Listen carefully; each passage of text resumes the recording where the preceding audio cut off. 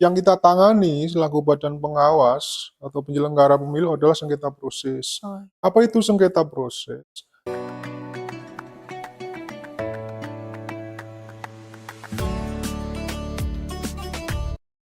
Assalamualaikum warahmatullahi wabarakatuh. Halo sahabat Bawaslu, selamat sore dan salam sejahtera untuk kita semua. Jumpa lagi bersama kami di acara Ngopi Pahit, ngobrol pemilihan paling hits di edisi spesial Ngabuburit Pengawasan bersama Bawaslu Kota Tegal. Perkenalkan, nama saya Niken Sari Dewi, staf penyelesaian sengketa Bawaslu Kota Tegal. Di sini izinkan saya untuk memandu jalannya talkshow episode kali ini. Sahabat Bawaslu, di sebelah saya ada Bapak Sukristo sebagai narasumber kita hari ini. Beliau adalah anggota Bawaslu Kota Tegal sekaligus Koordinator Divisi Penanganan Pelanggaran dan Penyelesaian Sengketa. Mari kita sapa narasumber kita hari ini. Bapak Sukristo, selamat sore. Sore Maniken. Apa kabarnya Bapak? Alhamdulillah baik. Gimana nih Pak puasa hari ini? Ya, lancar. Allah. Monggo Pak, boleh disapa sahabat Bawaslu yang sedang menonton kita hari Halo ini. sahabat Bawaslu, selamat sore. Mudah-mudahan dalam keadaan sehat semua, masih dalam suasana bulan suci Ramadan. Mudah-mudahan sahabat Bawaslu dapat menjalankan puasa Ramadan dengan baik. Itu Mbak. Iya, terima kasih Bapak. Sahabat Bawaslu, Ngopi Pahit episode kali ini akan membedah buku yang ditulis oleh Divisi Penyelesaian Sengketa Bawaslu Kota Tegal yang berjudul Tapak Proses Pemilu di Kota Bahari. Nah, di sini Bapak Sukristo akan menjelaskan secara detail apa aja sih isi dari buku tersebut. Sebelum lanjut ke sesi selanjutnya, sahabat Bawaslu bisa like, subscribe, dan memberikan kolom komentar di YouTube Bawaslu Kota Tegal. Sahabat Bawaslu, buku Setapak Proses Pemilu di Kota Bahari ini merupakan catatan persiapan Bawaslu Kota Tegal dalam menghadapi penyelesaian sengketa proses pemilu di Kota Tegal.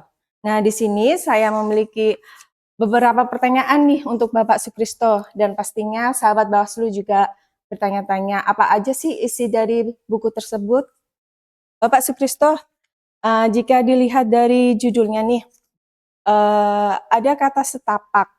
Menurut saya ini kata ini unik ya. Apa sih Pak?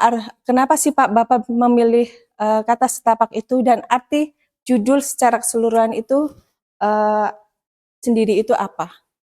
Gini ya Mbak Niken, dalam proses penyusunan buku diambil sebuah judul yang bisa menjadi penarik minat pembaca.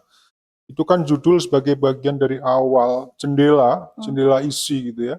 Kenapa kita mengambil setapak proses sengketa pemilu 2024 Bawaslu Kota Tegal gitu. Kalau kita ambil setapak itu kan dari istilah KBBI kalau tidak salah adalah beranda di rusuk rumah.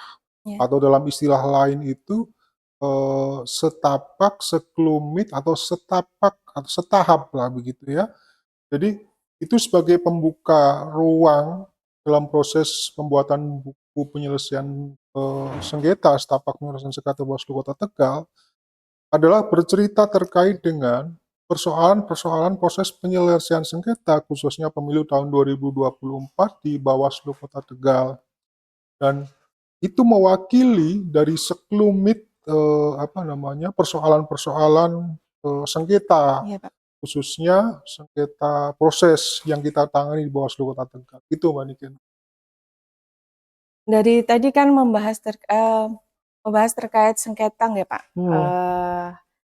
Apa sih Pak definisi dari sengketa proses pemilu itu sendiri? Jadi gini ya, kalau sengketa ada dua sengketa. Yang pertama adalah sengketa proses dan sengketa hasil. Yang kita tangani selaku badan pengawas atau penyelenggara pemilu adalah sengketa proses. Apa itu sengketa proses? Adalah sengketa dalam rangka proses selama tahapan.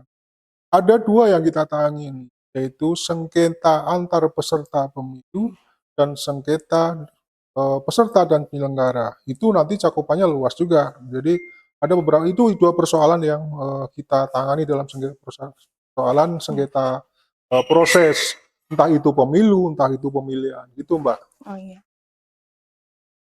Jadi sengketa proses itu yang kita ini ya Pak, kita punya wewenang untuk Betul, melaksanakan itu. betul, Oke. betul, betul. Lalu siapa dan apa saja yang menjadi subjek dan objek dari sengketa proses pemilu itu Jadi sendiri, gini Pak? Mbak, kita awal dulu ya, jadi sesuai dengan regulasi yang ada, ini kita kebijakan awal kalau di pemilihan umum legislatif, presiden, DPD, itu ya, kita berpijak pada Perbawaslu 9 tahun 2022 kaitan dengan proses penyelesaian sengketa eh, apa namanya di Perbawaslu 9 itulah pijakannya regulasinya itu. Nah, berbeda lagi di pemilihan tahun 2024 itu regulasinya berbeda walaupun secara garis besar itu isinya hampir sama. Itu di Perbawaslu 2 tahun 2020. Itu untuk pilkada atau Oh, iya. pemilihan. Nah, kalau sengketa proses itu adalah diakibatkan kalau sengketa antar peserta pemilihan atau antar peserta pemilu itu diakibatkan salah satu calon peserta atau peserta merasa dirugikan oleh pihak lain, oleh Hmm, satu peserta yang sama begitu ya. Misalkan partai A merasa dirugikan oleh partai B, ya. itu perselisihan antar peserta pemilihan atau pemilu kita sebutlah begitu ya. Berbeda lagi perselisihan antar peserta dan penyelenggara. Jadi itu kan diakibatkan oleh adanya surat keputusan atau berita acara yang dikeluarkan oleh halam ini kita sebut KPU lah untuk calon peserta atau peserta pemilu atau pemilihan itu bisa dimohonkan kepada kita Bawaslu, kabupaten kota khususnya, untuk dimohonkan untuk melakukan penyelesaian sengketa proses. Itu Mbak Nike. Berarti bisa dikatakan jenis sengketa proses pemilu itu ada dua nih, Pak. Ya, PSAP sama PSPP. dan PSPP. Betul. Oke. Bagaimana sih Pak mekanisme penyelesaian sengketa proses pemilu pada PSPP maupun pada Oh PSAP? ya, kalau antar peserta ya, PSAP dulu ya, antar peserta, itu bisa dimohonkan lewat Panwas Kecamatan. Hmm. Sebenarnya secara regulasi, kewenangan untuk penyelesaian sengketa ada di Bawaslu Kabupaten Kota. Tapi kita diberi kewenangan untuk memberikan mandat untuk penyelesaian sengketa antar peserta. Kutip ya, antar peserta bukan antar peserta dan penyelenggara. Kalau peserta dan penyelenggara, PP atau PSPP itu hanya kewenangan Bawaslu Kabupaten Kota. Yeah. Nah, Panwas Kecamatan sesuai dengan surat mandat kita itu diberi kewenangan untuk menyelesaikan PSAP. Tadi jelaskan apa itu PSAP? Misalkan peserta pemilu merasa dirugikan oleh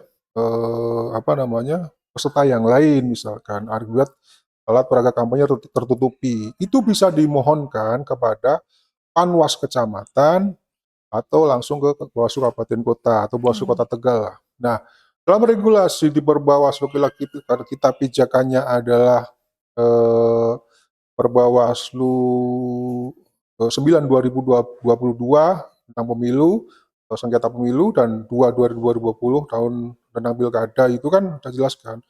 1 hari setelah dimohonkan wajib diselesaikan. Atau dalam waktu tertentu selama 3 hari wajib diselesaikan jikalau misalkan di 1 hari tidak terpenuhi. Terpenuhi ada unsur-unsurnya Mbak Niken, misalkan geografis, keamanan, dan lain sebagainya itu tidak bisa diselesaikan. Lazimnya penyelesaian sengketa antar peserta itu diselesaikan di tempat kejadian perkara. Misalkan kita analogikan nih ya, penutupan alat peraga kampanye oleh salah satu peserta itu diselesaikan di tempat acara dengan cara musyawarah untuk mufakat. Itu Mbak Niken. Yeah.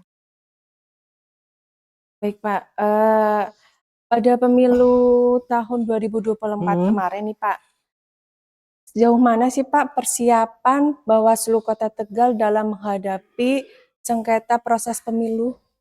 Ya, banyak ya. Jadi persiapan pemilu tahun 2024 kemarin itu pertama adalah sosialisasi.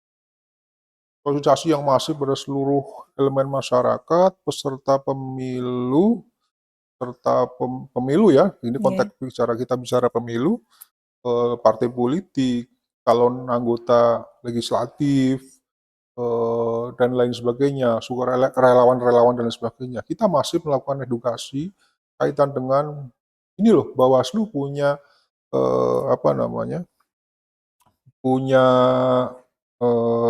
kegiatan, punya mengedukasi peserta pemilu kaitan dengan penyelesaian sengketa. Jikalau misalkan peserta pemilu merasa dirugikan akibat apa namanya, dirugikan oleh penyelenggara pemilu atau peserta pemilu, bisa dimohonkan ke kita Bawaslu Kota Tegal untuk dimohonkan menjadi penyelesaian sengketa proses. Itu Mbak. Ya. Baik. Untuk kesiapan Hmm. SDM dan sarana prasarana Bawaslu Kota Tegal nih Pak, dalam menghadapi PSPP, itu bagaimana Pak? Gini ya, biasanya kita dulu dibikin, kalau tidak salah dibikin tim fasilitasi, PAS gitu ya. Jadi kita bentuk tim PAS atau skala kecil panitia untuk persiapkan PSPP untuk peserta dan penyelenggara. Itu kan biasanya muncul akibat apa ya, adanya SK tadi ya saya jelaskan di awal, adanya SK, adanya berita acara. Misalkan nih kita ambil contoh penetapan peserta pemilu tahun 2024. Nah, misalkan kita analogikan dari 10 peserta, ada 1 peserta yang tidak lolos misalkan. Itu bisa dimohonkan kepada Bawaslu Kota Tegal untuk dimohonkan untuk dibuka ruang untuk sengketa proses.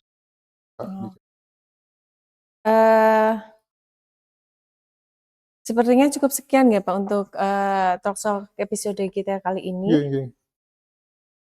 Informasi yang disampaikan oleh Bapak Sukristo cukup lengkap nih. Terima kasih untuk Bapak Sukristo. Nah, itu dia talkshow kita kali ini. Saya Niken Saridawi beserta tim pamit undur diri. Mohon maaf bila ada salah kata yang disengaja maupun tidak disengaja. Sampai jumpa pada ngabuburit pengawasan episode selanjutnya. Mari Pak kita serukan tagline kita. Oke. Pak. Bersama rakyat awasi pemilu, bersama Bawaslu tegakkan keadilan pemilu. Wassalamualaikum warahmatullahi wabarakatuh.